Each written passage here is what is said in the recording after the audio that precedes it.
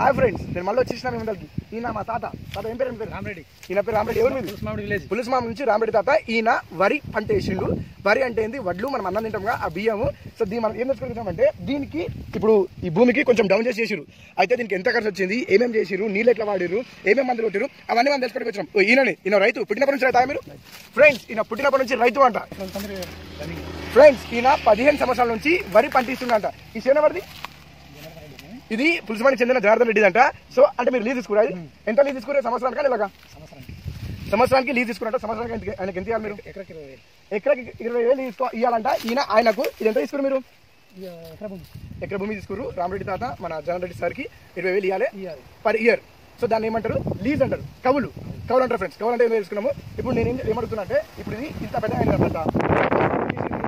చేన్ని level లేకుండే friends. Okay, మళ్ళీ చేయించారంట. అంటే వరి భూమికి లేవల్ లేకపోతే ట్రాక్టర్ డోజర్ తెచ్చి ఏం చేసారు? చేసినాక నారు పోసిరు. నారుకి ఎంత ఒక్కదానికి?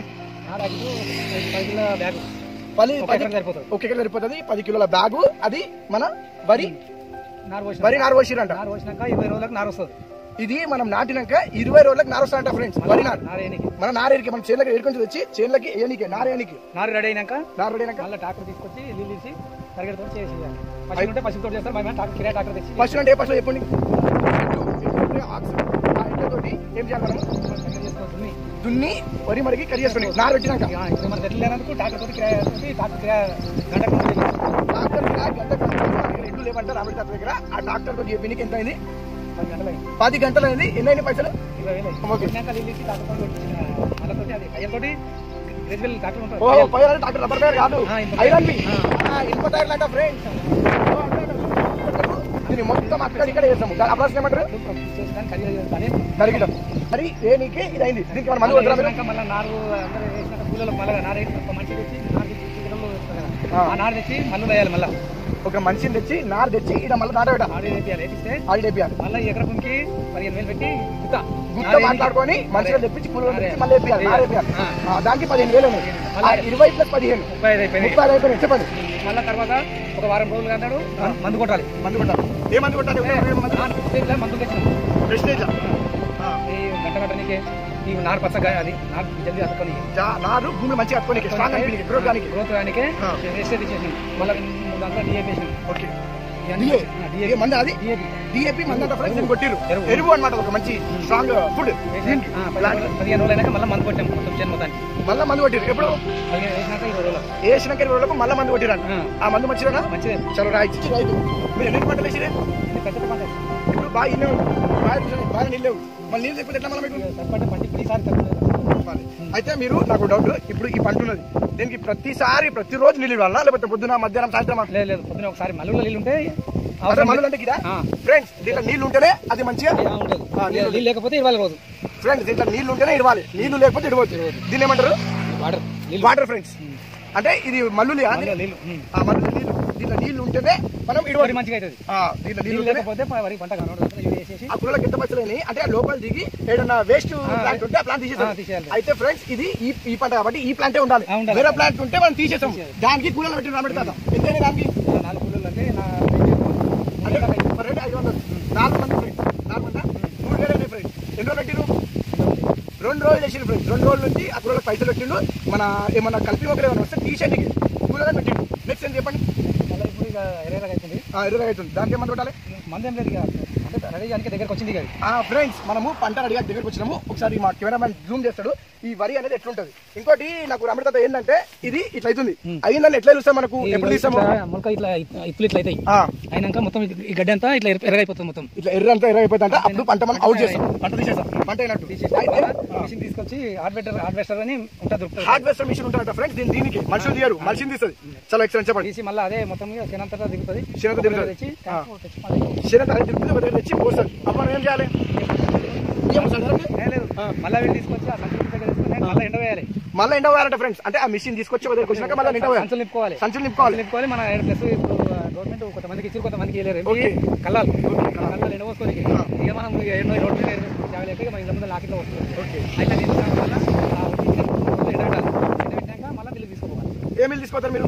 పరిగి తీసుకపోతాం ఉమ్మెంతల ఎక్కడైనా సరే. అంటే ఫ్రెండ్స్ ఇప్పుడు మనకు ఆ మిషన్ పాస్ అయిపోయాక మనం ఎండబెట్టినాక అది మళ్ళీ మనం మిల్కి తీసుకోవాలన్న. మిల్కి తీసుకపోతే ఆ మిల్లు తీసుకోకపోతే అది తీసుకున్నాక పైసలు అవుతాయి. డాక్టర్ కిరాయి తీసుకోవాలి అలా మిల్క్ తీసుకోవాలి. మళ్ళీ మీరు మిల్క్ అంటే మనం తీసుకోవాలి. మన దాని పల్లకలో కిలో బియ్యం తీసుకుంటారు, పల్లకలో బియ్యం తీసుకుంటారు. అంటే వాళ్ళు ఫ్రీ తీసుకుంటారు. తౌడు ఫ్రీ తీసుకుపోతారు. తౌడు ఫ్రీ. ఓకే. అయితే బియ్యం వస్తాయి అందులో తౌడులా నూనెతో మస్తు బెనిఫిట్ వాళ్ళు తౌడు ఇయ్యారు. మన అయ్యన తౌడు అంటే మనం బియ్యం మీద దాని తౌడు తౌడు first layer first stage of బియ్యం తౌడు. ఓకే. అది తీసుకొని ఇక తీసుకొచ్చినాక ఈ తాగిన అవిని ఎవరికైనా అమ్ముకోవచ్చు. అంటే మీరు ఇంటికాడ వచ్చి అమ్ముకుంటారా లేకపోతే మిల్క్ అడిగితే మిల్క్ ఇయ్యడంటారు అమెరికా? ఈయన పర్సనల్ రైతు కాబట్టి రైతులకే తెలిసిన మనకి ఇస్తాం. అంటే మనం పండిస్తే ఆడేసి వాళ్ళు ఏం చేస్తారు, మిల్క్ అన్ని కలుపుతారు. ఒక రకం పంట కాదు, మనమేమో ఒకటే రకం పంట. అది వాళ్ళతోనేమో అన్ని కలుపుతాయి అని చెప్పి ముందే మనం దాన్ని తీసుకుంటారు. మందే మాకు పెద్దపల్లి పల్లి అని మొత్తం ఫ్రెండ్స్ దీనికి ఎకరకి 60,000 అయినాయి. ఈ నుంచి ఆడ దాకున్నది. ఇది మన జనార్దన్ రెడ్డి సార్ పంట. మన తాత కౌలు చేసుకుంటుండు. అయితే ఇప్పుడు ఈయనకు పెట్టడానికి ఆ పెట్టుబడి 60,000 పెట్టిండు. అయితే ఎంత వస్తుంది ఆదాయం చెప్పగలుగుతారు? ఈసారి 20 కూడా రావడం ప్రతిసారి చేసుకుంటాం. అప్పుడే అది ప్రాఫిట్ ఉంది. అయితే ఫ్రెండ్స్ మనకు పంట వస్తే ఒకసారి గుడ్డీలు రైతుకు ఎప్పటికైనా అంతే. రైతు బాగా ఉంటేనే వస్తాయి, లేకపోతే అంతే. అయితే మనకు ఈ పంట కోసం వానలు అన్ని పడాలి, మంచిగా ఉండాలి, నీళ్ళు ఉండాలి, ప్రతిదీ మంచి సౌకర్యం ఉండాలి. అప్పుడైతే పంట పడుతుంది, అప్పుడు గుడ్డీలు వస్తుంది, మంచి ఆదాయం వస్తుంది. అంతే కదా మీరు చెప్పాలనుకుంటే? ఇప్పుడు నాకు చెప్పండి, సబ్సిడీ ఇస్తేనేమో సబ్సిడీ లేని అన్ని మనం చేతితో పెడుతున్నాం మనం. అంటే ప్రతిదీ ఏ ప్రభుత్వం వచ్చినా సరే కానీ సబ్సిడీ ఇవ్వాలి. ఫ్రెండ్స్ ఈయన చెప్పాలనుకుంటున్నాను ఏంటంటే మన కాలం ఉండే ఏమి కానీ రైతుకు ఇప్పుడు పాత ప్రభుత్వం ఉన్నప్పుడు రాజశేఖర రెడ్డి ఉన్నప్పుడు 10% సబ్సిడీ మనం పడితే 100% ఫ్రీ ఇచ్చిండు రాజశేఖర రెడ్డి గారు ఉన్నప్పుడు. ప్రభుత్వం అంటే రైతుకు ఇప్పుడు రైతు ఎంత కష్టపడతాడో ప్రజలకు కొంతమందికి తెలుసు. అవును. బయట వ్యవసాయం చేసిన రైతు కంటే పెద్ద తెలుసు. అవును. ఈ అదృష్టం వస్తాయని రాదనుకో ఎప్పటికీ. అందుకే సబ్సిడీ రైతులు అంటే ఈ దాని గురించి. ఓకే ఫ్రెండ్స్, అంటే వీళ్ళకి ఇదే పని కాబట్టి వీళ్ళు పంట లాభం వచ్చినా లాభం రాకుండా పంట బతకలేదు కదా. వీళ్ళు చేయకపోతే మనం ఏం నిలేం కదా ఫ్రెండ్స్. మీరు నిలే కాదు, రైతు కూడా బతకలేదు. రైతు కూడా బతకలేదు మనం. సో ఇప్పుడు మన తాత అయిపోయిందంటే ఈ బాధ అనేది మన ప్రభుత్వం గురించి ఒక ప్రభుత్వం తెలవాలి. వీళ్ళ బాధ మన పంట వేసేందుకు ఎన్ని ఉంటే దీనికి సబ్సిడీ అంటే సబ్సిడీ ఏం కావాలి? సబ్సిడీ ఏం కావాలి? వేరే పంటలకు అయితే డిప్ పైపులు ఉంటాయి, అవన్నీ అప్పిస్తేనే రైతుకు 10 రూపాయలు సబ్సిడీ ఇస్తే సబ్సిడీ ఇవ్వాలని నేను కోరుకుంటున్నాను.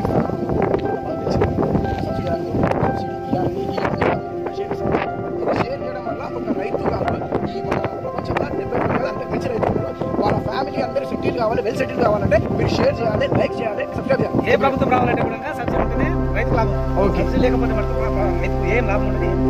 Subsidy first friends subsidy share చేయండి, లైక్ చేయండి, సబ్స్క్రైబ్ చేయండి. తాతలు రావాలని కోరుకుంటున్నాను. తాత ఎవరు?